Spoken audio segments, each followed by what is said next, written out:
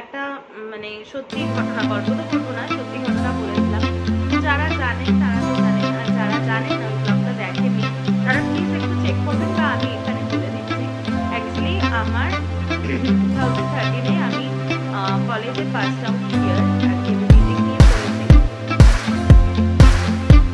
এই হচ্ছে মাটন, আজকে কালারটা কিন্তু দারুণ।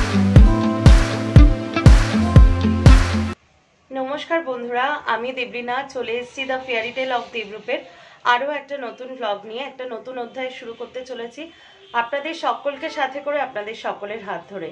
তো চলুন আজকের দিনটা শুরু করছি। আজকে আপনারা তো জানেনই আমি বিকেলের দিকটায় ইন্ট্রো পার্টটা রাখছি। অ্যাকচুয়ালি বিকেল না, এখন দাঁড়ান একটু ক্যামেরাটা ঠিক করে নিলাম। বিকেল না, এখন বিকেল গড়িয়ে প্রায় সন্ধে, দেখতেই পাচ্ছেন প্রায় 6টা সোয়া 6টা বাজতে যায়। এরকম সময় আমি ইন্ট্রো পার্টটা রাখলাম। জেনারেলি আমি এতটা দেরি কোনোদিন করি না, কিন্তু আজকে একটা বিশেষ কারণের জন্য এটা করতে বাধ্য হলাম আর কি।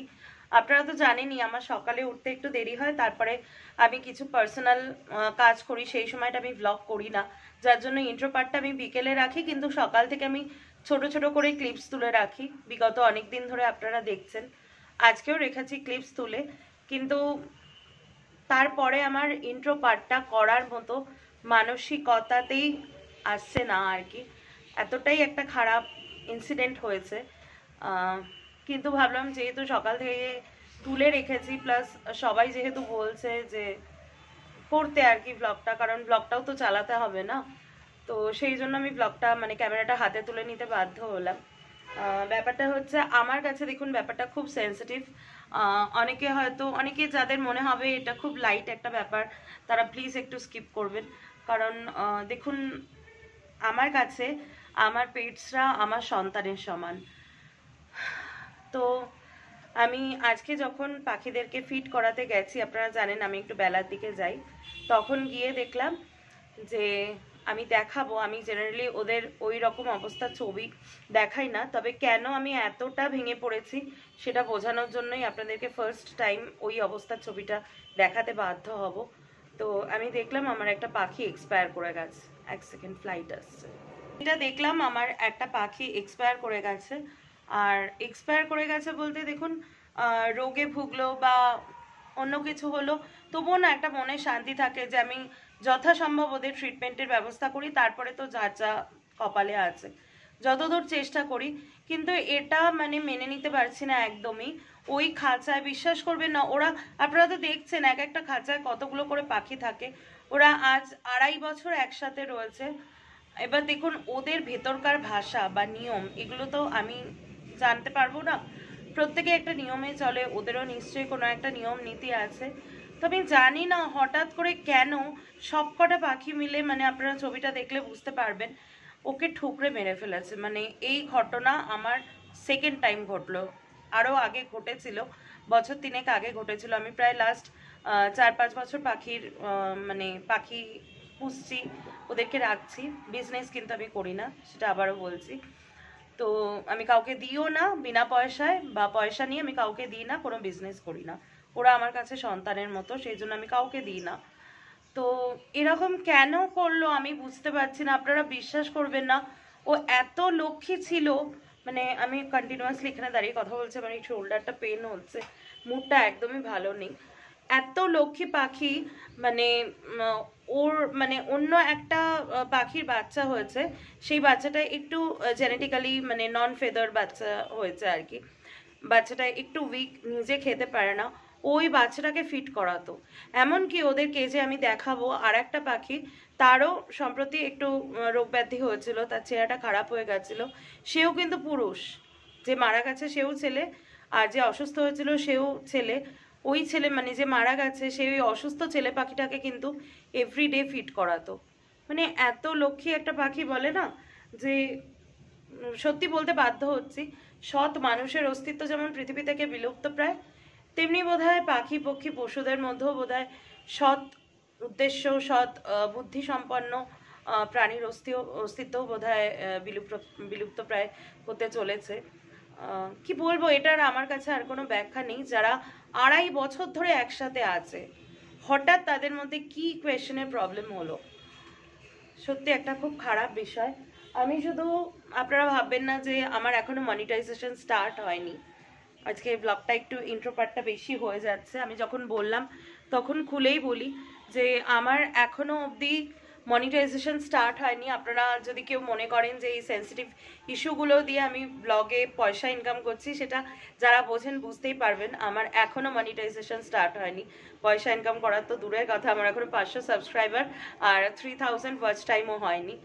তো শুধুমাত্র আমার মানসিক পরিস্থিতিটাকে আমি শেয়ার করলাম আপনাদের কাছে। আপনারা সকলে ওকে আশীর্বাদ করবেন, ওর আত্মার যেন শান্তি হয়। খুব নৃশংসভাবে ওর মৃত্যুটা হয়েছে, মানে চোখে দেখা যায় না। তো যাই হোক, আবার ফ্লাইট আসছে, আর এক পশলা বৃষ্টিতে আমার গাছগুলো খুব সতেজ হয়ে গেল। আর এই নয়নতারা গাছটা কিন্তু দেখুন বেশ ভালোই কিন্তু ফুল দিচ্ছে, একটা কড়িও এসছে, খুব ভালো ফুল দিচ্ছে নয়নতারা গাছটা। তো দেখা যাক কি হয়। ওকে মাটি দেওয়া হয়েছে আর কি, আমার ওই ভাইটা যে থাকে নিচে ওই মাটি দিয়েছে, কারণ আমি এগুলো না হাতে ধরে করতে পারি না, খুব উইক এই ব্যাপারে। তো চলুন, দিনটা তো চলবেই, সেই জন্য আমি সকালের দিকটা একটু স্লো হয়ে গেছিলাম। দেখি বিকেলের পর থেকে কি কি করা যায়। সাথে থাকুন, প্রত্যেকটা মুহূর্তে সাক্ষী হয়ে থাকুন। তো এই হচ্ছে আমার যে পাখিটাকে আর কি ওরা মেরে ফেলেছে। তো আমি চাইছিলাম না এই অবস্থার ছবিটা দেখাতে, তবু আপনাদের সাথে শেয়ার করলাম। আজকে একটা বিরল দৃশ্য আপনাদেরকে দেখাচ্ছি। এই ক্রেডিটটা কিন্তু অবশ্যই বাবার না, বাবা জাস্ট মাকে একটু হেল্প করছে। কড়াইয়ের থেকে দেখুন মাটনটা তুলে প্রেসার কুকারে ঢালছে, কালারটা জবরদস্ত এসছে। আমি এটা খুব কষালাম। তুমি কষিয়েছো? তার মানে আজকে কি তোমার হাতের মাটন খাচ্ছি সবাই? রেসিপি মার, আর তোমার খালি কন্ট্রিবিউশন হচ্ছে তুমি কষিয়ে এই প্রেসার কুকারে ঢালছো। বাহ, বিরাট কন্ট্রিবিউশন। ঠিক আছে, দেখা যাবে কেমন টেস্ট হয়। সেটা অবশ্য ঠিক। তো চলে এসছি লাঞ্চ করতে আর কি। এই যে আমাদের আজকে লাঞ্চ কি আছে মা বলো, মেনুটা তো দেখিয়ে দিয়েছি। ভাত আছে, ভাজা আছে, মুগের ডাল আছে, দই আছে, আর মাঝখানে যে জিনিসটা আছে সেটা হচ্ছে মাটন, আর মাছ ভাজাও আছে। মানে একদম রোববারের জমজমাটি মেনু। আর আমার এই লুকসটা একটু এক্সকিউজ করবেন, তার কারণ হচ্ছে শ্যাম্পু করে উঠে চুলটা বেঁধে রেখেছি, সেই জন্য খিদে পেয়ে গেছে, খুব দেরিও হয়ে যায় অ্যাজ ইউজুয়াল, আমার জন্যই হয় রোজ যেটা বলি। তো খেতে বসে যাই, তারপরে দেখছি আজকে কি করা যায়। আজকে আপনাদের একটা জিনিস দেখাবো। দুদিন আগে প্রমিস করেছিলাম একটা মানে ইনসিডেন্ট, যেটা নিশ্চয়ই আপনাদের ভালো লেগেছিল, সেই ব্লগের রেসপন্সটা দেখে বুঝতে পেরেছিলাম। তো সেই জিনিসটা আপনাদের সাথে শেয়ার করব। তাহলে ঝটপট আগে লাঞ্চটা করে নিই। তো রান্নাঘরে চলে এসেছি, এবার দেখাবো আজকে লাঞ্চের শো স্টপার কি আছে আমাদের। এই হচ্ছে মাটন, আজকে কালারটা কিন্তু দারুণ, আজকে পুরো জমে যাবে। আমার বাড়িতেও মা এখানে সার্ভ করে দিয়েছে। এই যে এখানে বেশ আমার গুলো দেওয়া রয়েছে। আর না আমি কথা বলতে পারছি না, এবার সত্যি করতে হবে। তো বেশ অনেকক্ষণ পরে আপনাদের কাছে আসছি। সন্ধ্যেবেলা চাটা খাওয়া সব কিছু হয়ে গেছে, বুঝতেই পারছেন মনটা একটু ভারাক্রান্ত আছে। কিন্তু দুপুরবেলা যতক্ষণ না এই ঘটনা ঘটেনি তার আগে আর কি আপনাদেরকে প্রমিস করেছিলাম যে আজকে একটা জিনিস দেখাবো। আজকে আমার ক্যামেরা ধরে দেওয়ার প্রবলেমও একটু আছে, কারণ ও একটু ব্যস্ত আছে, আমার উল্টো দিকেই বসে আছে, বাট একটু অফিসিয়াল কাজে ব্যস্ত রয়েছে, সেই জন্য আমি নিজেই ক্যামেরা করছি আর কি। তো করে দেবে তুমি? তো সেই জন্য আমি এই যে এখানে বসে আছি, একটু অন্য কাজে ব্যস্ত আছে সেই জন্য। তো আমি আপনাদেরকে প্রমিস করেছিলাম যে একটা জিনিস দেখাবো, সেটা কি জিনিস দাঁড়ান একটু ভালো করে রিল্যাক্স করে বসি। জিনিসটা হচ্ছে এরকমই যে কয়েকটা ব্লগ আগে আমি আপনাদেরকে বলেছিলাম, যে ব্লগে দেখবেন মা যে সোনার গণেশের লকেটটা মানে রাস্তা থেকে কুড়িয়ে পেয়েছিল আর কি, খুঁজে পেয়েছিল বলতে যাচ্ছিলাম, রাস্তা থেকে কুড়িয়ে পেয়েছিল, সেই প্রসঙ্গে আমি বলেছিলাম যে মা কিন্তু এরকম অনেকবার পেয়েছে। একটা মানে সত্যি ঘটনা, গল্প তো বলবো না, সত্যি ঘটনা বলেছিলাম। তো যারা জানেন তারা তো জানেন, আর যারা জানেন না, ওই ব্লগটা দেখেননি, তারা প্লিজ একটু চেক করবেন, বা আমি এখানে বলে দিচ্ছি। অ্যাকচুয়ালি আমার 2013-এ আমি কলেজে পাসড আউট হিয়ার আর কি, আমি বিটেক নিয়ে পড়েছি।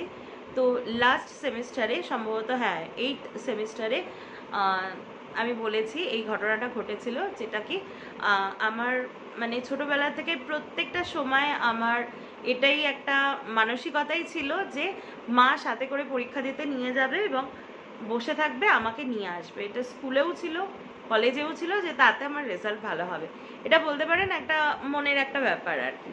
তো যাই হোক, মা মানে ওই লাস্ট পরীক্ষার দিনকে আমি একটু টেন্সডও ছিলাম, plus last day of my college life, একটু তো মনটা অন্যরকম থাকে। তো সব কিছু মিলিয়ে আমি পরীক্ষা দিতে যাচ্ছিলাম, আমি আমাদের গাড়িতেই যেতাম। তো আমি এপাশ থেকে নেমেছি বাঁ দিক থেকে, মা ডান দিক থেকে নেমেছে। তো আমি যখন নামছি আমি দেখলাম মা একটুখানি খুঁচোট খেলো। তা আমি বললাম তোমার কি কিছুতে পা বেঁধে গেল? তো মা, আমি দেখলাম মা একটা কিছু কোড়ালো, তো মা বলছে না না, কোনো কিছুতে পা বাঁধেনি। তো তারপরে আমি পরীক্ষা দিতে চলে গেছে, অ্যাজ ইউজুয়াল ওসব তো আর পরীক্ষার হলে মাথায় থাকে না। এবার পরীক্ষা দিয়ে বেরিয়ে এসে মাকে বললাম যে খুব ভালো, সত্যি আমার লাস্ট পরীক্ষাটা খুবই ভালো হয়েছিল। তো মাকে বললাম যে পরীক্ষা খুব ভালো হয়েছে, সব কিছু বলার পর বাবাকে ফোনে জানালাম যে ঠিক আছে, সবার সাথে দেখা করে গাড়িতে যখন উঠেছি, তখন মা আমাকে বলছে যে তুই পরীক্ষা দিতে যাওয়ার সময় বললি না যে একটা তুমি হোঁচট খেলে কি এটা কুড়ালে, কী জিনিস? তা আমি বললাম হ্যাঁ, তা কী জিনিস? তখন মা বের করে যেটা দেখালো, সেটা আর কিছুই না, সেটা হচ্ছে এই জিনিসটা। নিশ্চয়ই ঝাপসা হচ্ছে না?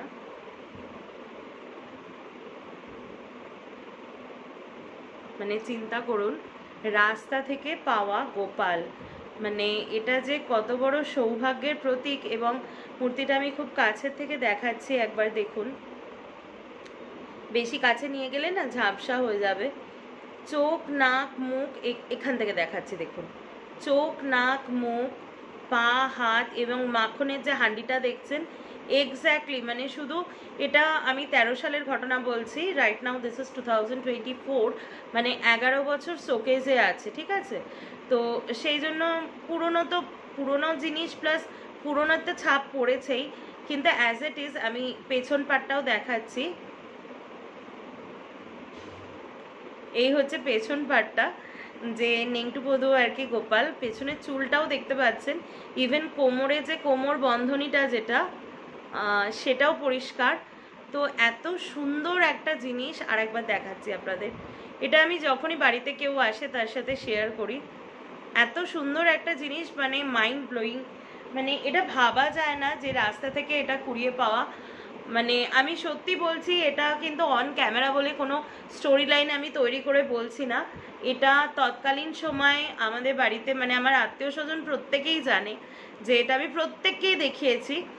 বাড়িতে এসে মানে আমার আশপাশে, আমাদের পুরোনো বাড়িতে আশপাশে সমস্ত আমাদের নিজেদের আত্মীয় স্বজন, আমার প্যাটার্নাল ফ্যামিলি, আমার মামা বাড়ি কাছাকাছি, প্রত্যেকে এই ঘটনাটা জানে এবং প্রত্যেকে এটাকে খুব শুভ একটা জিনিস বলে বলেছিল। এবং আমি জানি না যে গোপালের আশীর্বাদে হোক বা কোনো কিছু, আমার সব থেকে ভালো রেজাল্ট কিন্তু 8th সেমিস্টারে হয়েছিল। হ্যাঁ, পড়াশোনা তো অবভিয়াসলি করেছিলাম, সেটা ছাড়া শুধু ভাগ্যে কোনো কিছু হয় না, সেটা আমিও জানি। তো এই একটা ঘটনা, মানে বেশ এটা মনে রাখার মতো ঘটনা। এছাড়াও আমি বলেছিলাম আর কি, মা কিন্তু আর একটা ঘটনা, সেই গণেশটা বাবা আজকে খুঁজে পায়নি। অ্যাকচুয়ালি ব্যাপারটা কি জানেন তো, এ বাড়ি ও বাড়ি হয়ে গিয়ে এত ছোট ছোট জিনিস, আর আমরা খুব কম জিনিসই ও বাড়ির থেকে এ বাড়িতে এনেছি। মানে সেগুলো না আনলেও চলতো, কিন্তু যেহেতু আমার ফ্ল্যাটটা এই পাশে নেওয়া হয়েছে, সেই জন্য ও বাড়ির থেকে কয়েকটা জিনিস নিয়ে আসা হয়েছে। বাদ বাকি সব কিছু ইনট্যাক্ট থাকে ওই বাড়িতে, মানে লেস ইম্পর্টেন্ট থিংস, যেমন শোকেস, এই শোপিস, পুতুল টুতুল এইসব। তো বাবা সেই জিনিসটা খুঁজে পাচ্ছে না, যেটা কিনা হচ্ছে 2005-এ আমাদের পুরনো বাড়ির দোতলা হচ্ছিল। তো সেই সময় আমি দেখাবো আপনাদের, সেই সময় মানে বাড়িতে যে বালি আসে, যেটা বাড়ির একটা জবা গাছ ছিল, তার গোড়ায় বালিটাকে ঢিপ করা হয়েছিল। তো মিস্ত্রিরা বালি চালছিল, তো মা সেই সময় মিস্ত্রি কাকুদেরকে আর কি চা দিতে গেছিল, যেরকমটা দেয় আর কি দুবেলা। তো চা দিতে গিয়ে একজন মিস্ত্রি কাকু বালি ঝাড়ছিল, তো উনি মানে ওই চালনিটা আর কি রেখে চায়ের কাপটা নিয়েছেন। এবার মা যেন মনে হচ্ছে বালির মধ্যে থেকে কিছু একটা দেখতে পাচ্ছে, তো মা চালিটা নিয়ে বালিগুলো সরিয়ে দেখে যে এত বড় একটা গণেশ ঠাকুরের পোড়া মাটির মূর্তি। তো এটাও মানে খুব একটা কি বলবো, ভীষণ একটা পজিটিভ সাইন ছিল যে পোড়ামাটির গণেশ মূর্তি হঠাৎ করে এরকমভাবে বাড়ি তৈরি হচ্ছে পাওয়া। আমার মনে হয় বালি টালিগুলো তো একটু মানে ওই কি বলবো, একটু ওই বাঁকুড়া টাকুড়া ওই সাইডে, আমি বীরভূম টিরভূম ওই সাইডে দেখেছি, নদীর থেকে সুবর্ণরেখা থেকে বালি তোলা, এটা সেটা আমি জানি না কতটা ঠিকঠাক বলছি। তো পোড়ামাটির জিনিসটা নিশ্চয়ই ওই দিককারই হবে বা কিছু একটা। তো সেই গণেশ ঠাকুরটা কিন্তু আমাদের যখন দোতলায় মানে বাড়ি হওয়ার পরে বড় করে নারায়ণ পুজো হয়েছিল পুরোনো বাড়িতে, সেই গণেশ ঠাকুরটা কিন্তু নারায়ণ ঠাকুরের আসনে রেখে পুজো হয়েছিল, যেহেতু ওটা বাড়ির বালির মধ্যে পাওয়া গেছিল। তো এরকম অনেক ঘটনা আছে, মাও বলবে আপনাদের সাথে শেয়ার করবে। তো এই ঘটনাটা শেয়ার করতে ভালো লাগলো। তো বলছো কিছু? এইটা শেয়ার করতে ভালো লাগলো, আজকে শেয়ার করে দিলাম। পরবর্তী কোনো কালে নিশ্চয়ই গণেশ ঠাকুরটা দেখাবো, বাবা পাবে, আমাদের ওই বাড়িতেই আছে। তো চলুন এখন আপনারা দেখবেন হচ্ছে কালকে তো উল্টো রথ, আপনাদের সকলের মনে আছে। আর আমাদের বাড়িতে রথের পুজো তো হয়েছে, প্লিজ ওই ব্লগটা দেখবেন। তো কালকে উল্টো রথের পুজোও হবে। উল্টো রথে ও সমস্ত জিনিসপত্র এনেছে আমি যেভাবে লিস্ট করেছিলাম, তো মা সব গোছাচ্ছে, চলুন ওখানে নিয়ে যাই। কী কী আনা হলেও কী কী হবে সবটা মায়ের মুখের থেকে শুনবেন। তো উল্টো রথের বাজার হয়ে গেল সব? একটু দেখাও। হ্যাঁ, ওকে বলে দিয়েছিলাম আনতে। আর মাসির বাড়ির থেকে বাড়ি ফিরবে, নতুন একটু জামা, সুতির জামাই পরুক। ট্রিপ শেষ করে বাড়ি ফিরলে আর অত সাজগোজ লাগে না, তখন সুতির জামারই দরকার হয়। এটা হ্যাঁ, বিভিন্ন ঠাকুরের গলায় দেওয়া। আজকে হলুদ মালার দাম জানো মা কত করে? কমলা মালা 40 টাকা, হলুদ মালা 50 টাকা। তো আমি রজনীগন্ধার ফুল আনালাম, কমলা মালাও আনিয়েছি ঠাকুরের গলায় দেওয়ার জন্য।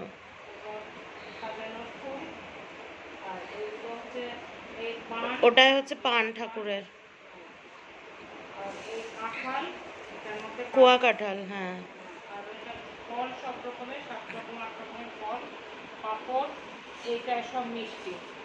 হ্যাঁ, দইও আছে ওর মধ্যে। তো ঠাকুরের ফ্রিজে ওগুলো তুলে দিও। ওর মধ্যে অমৃতি, হে অমৃতিটা লিখতে ভুলে গেছি। আছে অমৃতি না, মালপোয়া আছে। ও হ্যাঁ হ্যাঁ বাবা, দেখো আমি ভুলে গেছি কিন্তু ঠিক এসছে। হ্যাঁ, মালপোয়া, অমৃতি, ছানার কেক, যেটা পোড়া পিঠে কেক, সব কিছু আছে।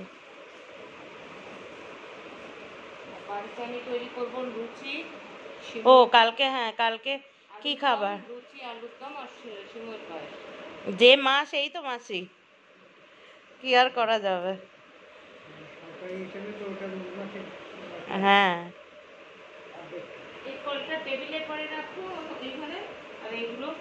এই হচ্ছে টোটাল পুজোর গোছানো, যেটা ও নিয়ে এসছে। আর ওটা কি তুলসীর মালা আছে নাকি তুলসীর বান্ডিল? দেখো তো একবার। তাহলে ওটা পাখির জন্য। ওখান থেকে কিছু তুলসী না মা ছিঁড়ে রেখো, ঠাকুর স্নান করানোর সময় লাগবে। তো মার ক্যামেরাটা নিয়ে এখানে চলে এসেছি, আমি একটু ব্যাকগ্রাউন্ডটা দেখাচ্ছি। এটা মাদের ব্যালকনি। এই যে সেই আমার মাধবীলতা গাছ, আর এই পাশে হচ্ছে মানি প্ল্যান্টটা রয়েছে। বাঙালি বাড়িতে যেরকম হয়, দড়ি টড়িতে গামছা ঝোলে, এগুলো একটু এক্সকিউজ করবেন। তো মার কাছে চুলটা বাঁধতে আসি রাত্রেবেলা, তো সেই জন্য মাকে বললাম তোমার ফোনটা দাও, একবারে ব্লগটাকে এন্ডিং করি। একটা জিনিস দেখবেন, এখানে ঠাকুরের বাসনপত্র সব বেরিয়ে গেছে আর কি। তো বুঝতেই পারছেন যে উল্টো রথের প্রস্তুতি পর্ব কিন্তু একদমই শুরু হয়ে গেছে।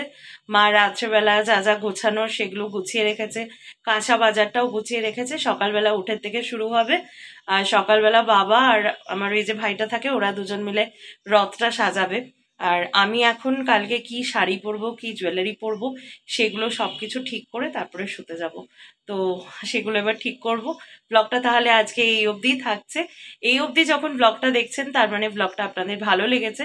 আর ভালো লেগে থাকলে please do like, share and subscribe to the fairy tale of Debrup, যাতে আমি দেবলীনা আরও অনেক বেশি ইন্সপায়ার্ড হয়ে আরও নতুন নতুন ব্লগ নিয়ে আপনাদের কাছে হাজির হতে পারি।